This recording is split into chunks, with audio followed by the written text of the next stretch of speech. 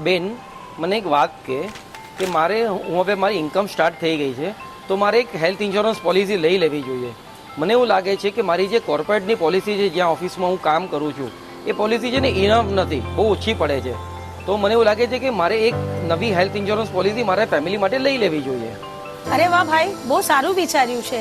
તો તે કઈ કંપનીની પોલિસી લેવાનું વિચાર્યું છે? એ છે ને એકચ્યુઅલી ઓનલાઈન ઘણા બધા ઓપ્શન્સ જોયા હતા પણ હું જરા કન્ફ્યુઝ થઈ ગયો છું કે મારે કઈ હેલ્થ ઇન્સ્યોરન્સ પોલિસી લેવી જોઈએ.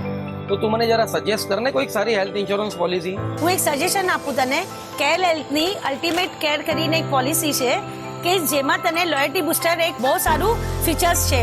7 યર્સ સુધી અગર જો તારો ક્લેમ નહીં થાય ને તો તારું 8 યર્સમાં પૂરું તારું સમ એશ્યોર્ડ ડબલ થઈ જશે.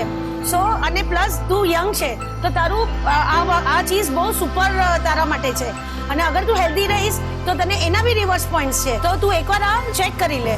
મતલબ તારો કહેવાનો મતલબ શું છે કે તું હું 7 વર્ષ સુધી ક્લેમ ન કરું ફોર એક્ઝામ્પલ તો મારું સમસ્યા ડબલ થઈ જશે? Yes, exactly. હું એ જ કહેવા માંગુ છું કે લોંગ ટર્મ સિક્યોરિટી છે અને લોંગ ટર્મ બેસ્ટ પોલિસી છે. આ ચેક કરી લે તું જરા.